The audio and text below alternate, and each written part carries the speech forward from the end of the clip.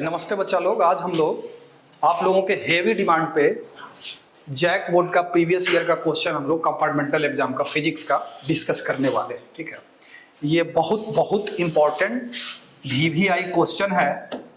इसको हम आज डिस्कस कर देते हैं। आप लोग इसको खुद एक बार, दो बार, तीन बार रिवाइज कर लीजिएगा ताकि एग्जाम में अगर आए तो आप आराम से टिक मार्क कर सकें। ठीक है, तो शुरू करते हैं। पहला क्वेश्चन, फर्स्ट क्वेश्चन। आइए, टोटल बेटा ये जो क्वेश्चन है सब किसके ऊपर है? इलेक्ट्रोमैग्नेटिक्स के ऊपर है ना। इलेक्ट्रोस्टैटिक्स और इलेक्ट्रोडायनामिक्स का क्वेश्चन है सब। ठीक, ये हमारा पहला क्वेश्चन है। क्वेश्चन नंबर 1 क्या कहता है? Which of the following properties is not satisfied by an electric charge, है ना।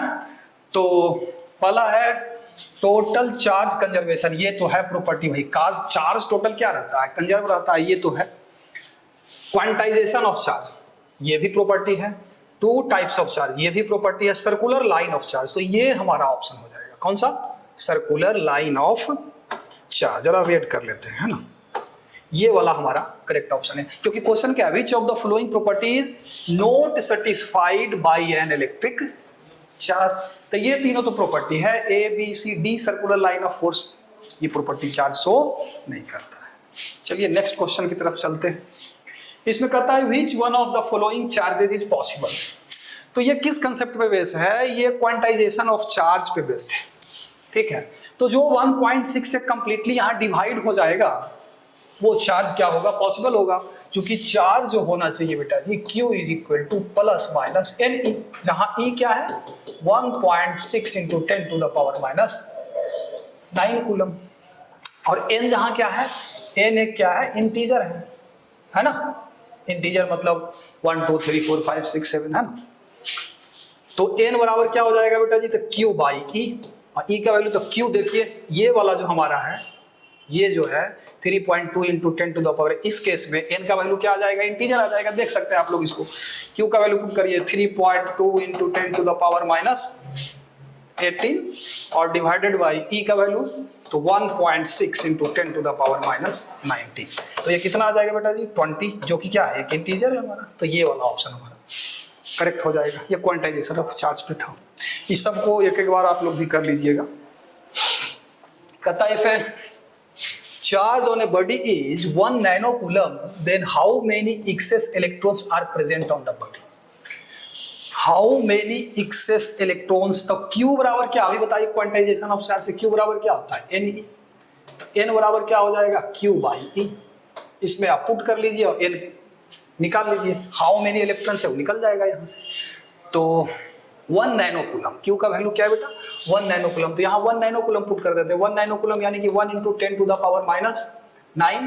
E का वैल्यू तो आपको पता ही है, 1.6 into 10 to the power minus 90, है ना। तो ये ऊपर गया तो क्या हो जाएगा? 1 by 1.6 into 10 to the power 10, है ना।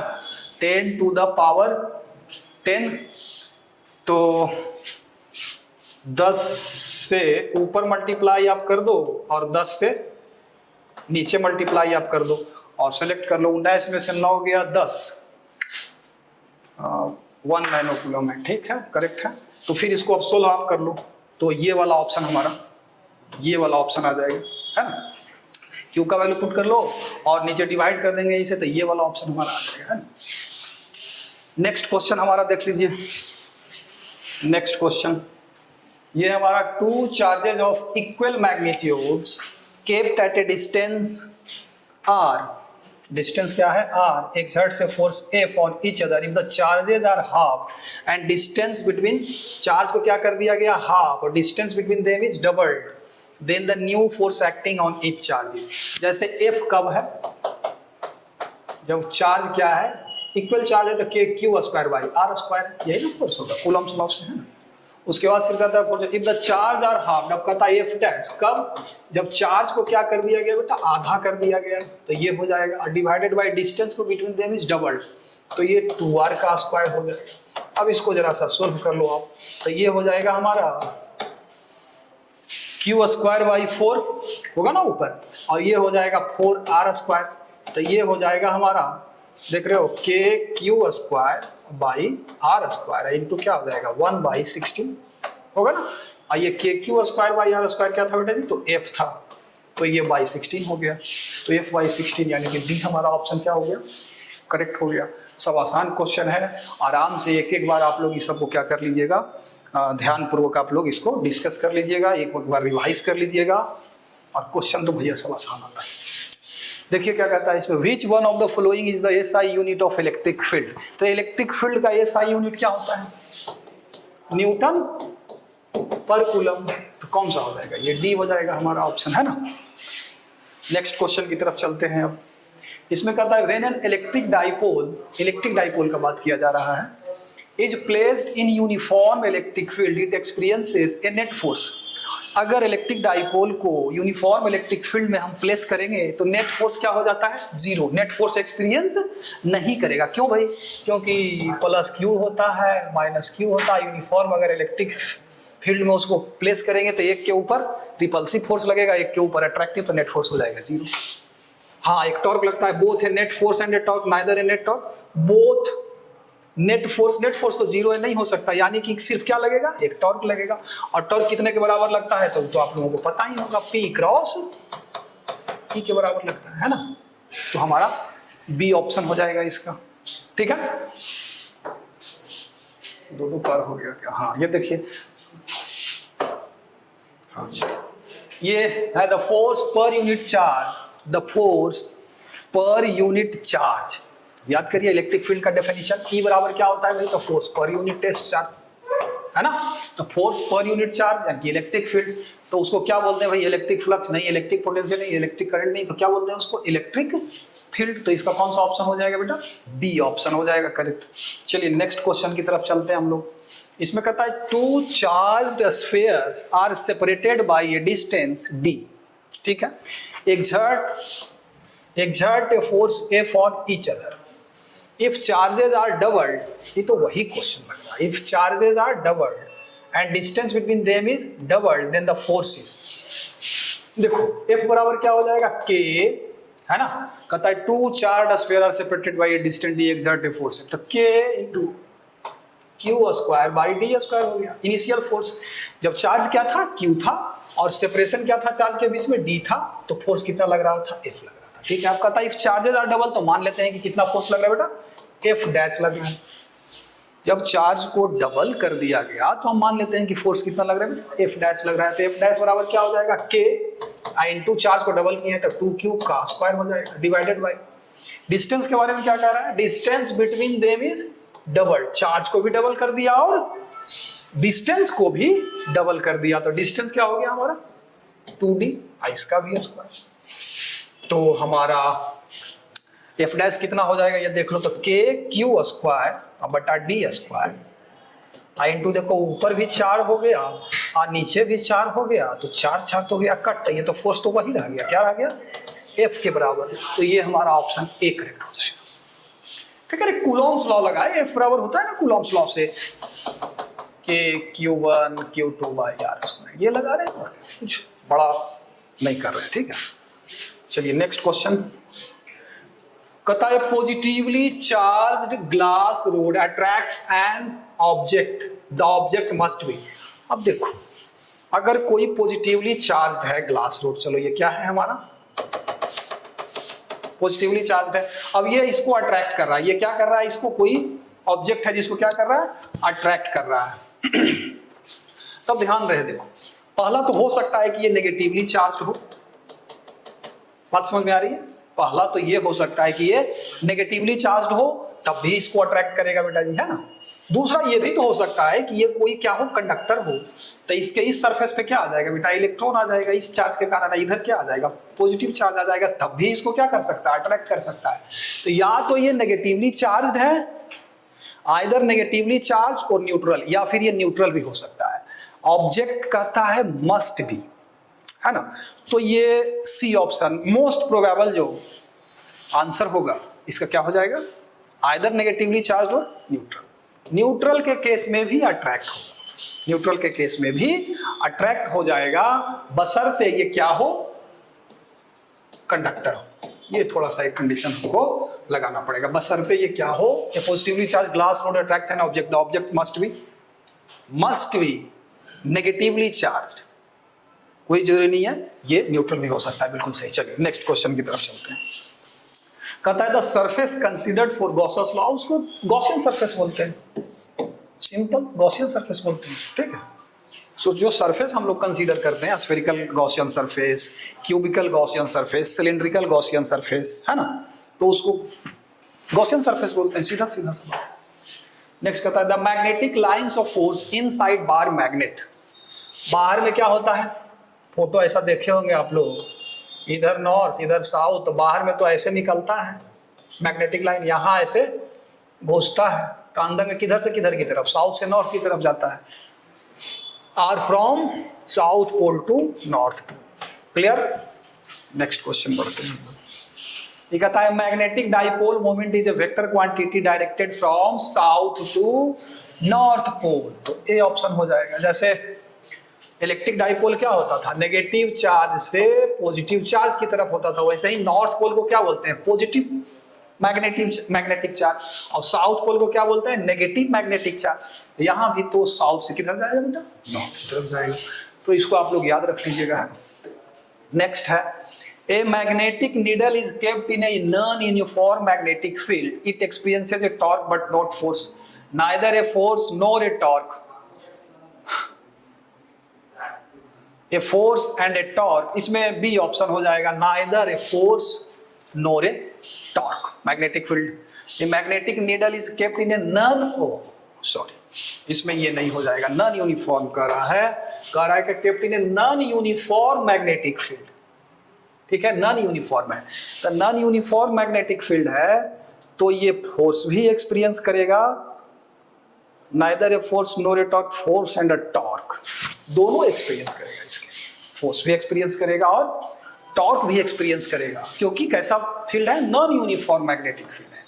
अगर यूनिफॉर्म मैग्नेटिक फील्ड होता तो ये फोर्स तो एक्सपीरियंस नहीं करता लेकिन टॉर्क एक्सपीरियंस करता, लेकिन कैसा फील्ड है, नॉन यूनिफॉर्म मैग्नेटिक फील्ड था, तो ये force and torque both experience करेगा, ठीक है।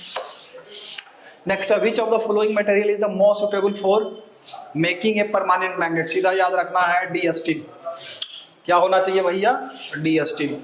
Next question, for which of the following is magnetic susceptibility, diamagnetic material का होता है बेटा, डाईमैग्नेटिक ससेप्टिबिलिटी क्या होता है, आई बटा एच, तो डाईमैग्नेटिक मटेरियल का ससेप्टिबिलिटी जो होता है वो क्या होता है, नेगेटिव। ससेप्टिबिलिटी नेगेटिव का मतलब रिपेल करता है, वो मैग्नेटिक लाइन से फोर्स को क्या करता है, रिपेल कर देता है।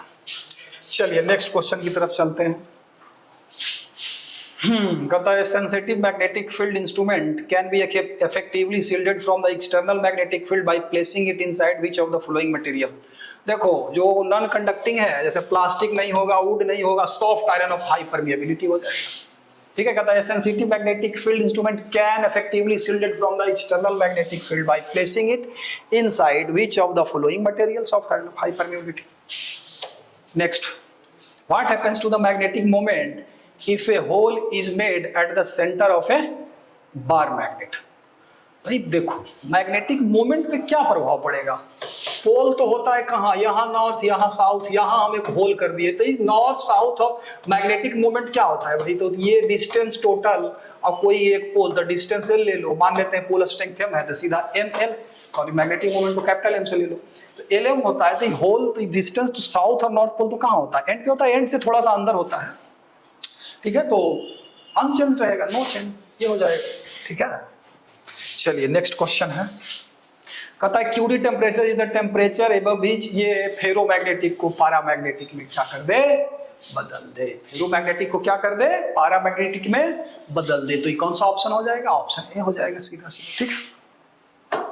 नेक्स्ट, अब ये आप लोग बताइए, कहता है what is the SI unit of magnetic susceptibility, अभी बताए, I is equal to, sorry ये जीटा पिट्टा जो भी इसको पढ़ते हैं, मैग्नेटिक ससेप्टिबिलिटी को बोलते हैं आई बटा एच, और दोनों क्या है, सेम यूनिट है, तो ये क्या हो जाएगा, नो यूनिट, रेशियो है ना, इंटेंसिटी ऑफ मैग्नेटाइजेशन और मैग्नेटिक इंटेंसिटी का क्या है, ये रेशियो है, तो रेशियो है तो भाई यूनिट तो यूनिटलेस डायमेंशनलेस हो जाएगा। नेक्स्ट क्वेश्चन कहता है the electromagnetic induction was discovered, Faraday के द्वारा, फराडेज लॉ ऑफ इलेक्ट्रोमैग्नेटिक इंडक्शन पढ़ते हैं ना हम लोग, है ना, इसमें मैक्सवेल साहब का भी योगदान है, लेकिन जब ऐसा क्वेश्चन है तो फराडे साहब का नाम चुपचाप करके ले लेना है, ठीक है। In the electromagnetic induction the induced EMF is independent of, flux change करेगा, नंबर ऑफ टर्न पे भी डिपेंड करता है, टाइम पे भी डिपेंड करता है, रेजिस्टेंस ऑफ कॉइल पे डिपेंड, क्योंकि इंड्यूस्ड ईएमएफ जो होता है d phi by D t negative of the time rate of change of total magnetic flux, है ना। तो नंबर ऑफ टर्न पे भी डिपेंड किया, मैग्नेटिक फ्लक्स पे भी डिपेंड किया, टाइम पे भी किया, रेजिस्टेंस ऑफ कॉइल पे डिपेंड नहीं किया। Lenz's law is in accordance with, याद रखना इस चीज को, law of conservation of energy पे बेस्ड है, ठीक है। इस पर डिटेल अगर आप लोगों को समझना है तो वीडियो अपलोड होगा नेक्स्ट, उसमें आप लोग समझिएगा। किस कंजर्वेशन ऑफ एनर्जी के ऊपर बेस्ड है, कंजर्वेशन ऑफ चार्ज कोई मार देता है, कोई मास मार देता है ना, लेकिन ध्यान रहे किस चीज के ऊपर बेस्ड है, law of conservation of energy के ऊपर बेस्ड है, ठीक है। चलिए next question, unit of self inductance. तो सेल्फ इंडक्टेंस का यूनिट तो बहुत सारा है, लेकिन ऐसा ही यूनिट यहाँ हेनरी हो जाएगा, ठीक है। यूनिट ऑफ सेल्फ इंडक्टेंस का बहुत सारा है, लेकिन एसआई यूनिट इसका क्या हो जाएगा बेटा, हेनरी। एल बराबर होता है एन फाई बाई आई, तो इसका यूनिट वेबर पर एम्पियर भी, ये भी इसी का यूनिट है ना। फाई क्या है, मैग्नेटिक फ्लक्स है, इसको ऐसे भी लिख सकते हैं टेस्ला मीटर स्क्वायर पर एम्पियर, ये भी इसका यूनिट, और इसी को हम लोग क्या बोलते हैं बेटा जी, हेनरी। तो एसआई यूनिट ये सब है ना, ये सब कैसा यूनिट है, एसआई यूनिट। चलिए नेक्स्ट क्वेश्चन, और म्यूचुअल इंडक्टेंस का भी यही यूनिट है, कंफ्यूज नहीं करना है। म्यूचुअल इंडक्टेंस का या सेल्फ इंडक्टेंस का, दोनों का ही यूनिट एसआई यूनिट हेनरी है, ठीक है। The eddy currents are used to make a galvanometer, yes. In a speedometer, yes. Electric brake, yes. तब तो ये all of the above हो गया। ये तीनों में यूज होता है बेटा एडी करंट का, ये तीनों में ही यूज होता है। इलेक्ट्रिक ब्रेकिंग सिस्टम में यूज होता है, मूविंग कॉइल गैल्वेनोमीटर में होता है, स्पीडोमीटर में होता है। अब आप ये मत पूछने लगे कि सर एडी करंट क्या होता है, अभी बस याद कर लीजिए, ठीक है। क्या कर लीजिए, याद कर लीजिए। The direction of induced current is determined by, बताओ। The direction of induced current is determined by, induced current का यहाँ बात हो रहा है तो किसके लॉ से भैया, तो लेंज साहब के लॉ से, है ना। इंड्यूस्ड करंट का जो डायरेक्शन है वो लेंज साहब के लॉ से पता चलता है। Next question, if a planar circular coil has n turns then its self inductance be proportional to the, तो देखो एन फाई जो होता है प्रोपोर्शनल टू आर आई, तो एन फाई बराबर हो जाता है एल आई, तो एल बराबर हो गया बेटा एन फाई बाई आई, तो नंबर ऑफ टर्न के क्या हो जाएगा, प्रोपोर्शनल हो जाएगा, तो एन हो जाएगा, मतलब बी ऑप्शन करेक्ट हो जाएगा। समझ में आ रही है ना बात, नहीं भी समझ में आए तो बस रट्टा मार लीजिए, एग्जाम है। Keeping the total length of a coil, keeping the total length of a coil unchanged, the number of turns in it are doubled, its self inductance will be, number of turns को हमने क्या किया भाई, double कर दिया है। Number of turns को क्या कर दिया है, total length of a coil unchanged है, the number of turns in it are doubled, its self inductance will be. तो थोड़ा सा सेल्फ इंडक्टेंस हमको एक कॉइल मान लिया जाए कि एक क्या उसको बोलते हैं, सोलेनॉइड ले लेते हैं। तो सोलेनॉइड का अगर हम लोगों को निकाला, जैसे सोलेनॉइड का हम निकाल लेते हैं, क्लियर हो जाएगा। ये हमारा क्या हो गया भाई, सोलेनॉइड, इसका लेंथ क्या हो गया प्यारे, एल हो गया। इसमें मान लेते हैं कि नंबर ऑफ टर्न्स कितना है, कैपिटल एन है, ठीक है। और इसमें मान लेते हैं करंट हम कितना फैला दिए, फ्लो करवा दिए, आई। तो मैग्नेटिक फील्ड क्या हो जाएगा बेटा, तो mu naught into N by L, I into I, mu naught N I, है ना। फ्लक्स कितना हो जाएगा बेटा, तो फ्लक्स जो हो जाएगा, फ्लक्स जो हो जाएगा म्यू नोट एन आई बट्टा एल, ये तो हमारा क्या हो गया, मैग्नेटिक फील्ड हो गया, इंटू इसका रेडियस मान लेते हैं कि अगर आर है तो पाई आर स्क्वायर, इतना हो गया फ्लक्स, है ना। इतना फ्लक्स किस में, एक टर्न में हुआ। तो टोटल फ्लक्स अगर हमसे पूछेगा बेटा जी, हो जाएगा म्यू नोट एन आई बट्टा L pi R square I into number of turn, यानी कि एन स्क्वायर आ गया बेटा जी। एल जो हमारा आ गया mu naught N square pi R square बट्टा एल, तो एन स्क्वायर का unchanged, the number of turn it are double, double कर देंगे तो एन स्क्वायर है तो 4 टाइम्स हो जाएगा, ए हो जाएगा ऑप्शन। क्लियर है, क्लियर। नेक्स्ट क्वेश्चन की तरफ हम लोग चलते हैं। The mutual inductance between the two coil will be equal to the EMF induced in secondary coil if the current through primary coil is kept constant, reduced from 1 ampere to 0, varied with rate of 1 ampere per second, none of the above। देखो बेटा, चाहे m हो या चाहे l हो, m बराबर भी क्या होता है, n phi बाई i। बस ध्यान ये देना है कि फ्लक्स लिंकेज अगर आप सेकंड कॉइल का ले रहे हैं तो करंट हम फर्स्ट कॉइल का ले लेंगे। तो इसमें कहता क्या ईएमएफ इंड्यूस्ड इन द, कहता है the mutual inductance between the two coils will be equal to EMF induced. तो अगर ईएमएफ इंड्यूस्ड का बात है तो ईएमएफ बराबर हो जाता है, sorry, minus N D M by D T हो जाएगा, यही होगा ना, minus N D M by D T. कहता है the mutual inductance between the two coils, ओ क्या हम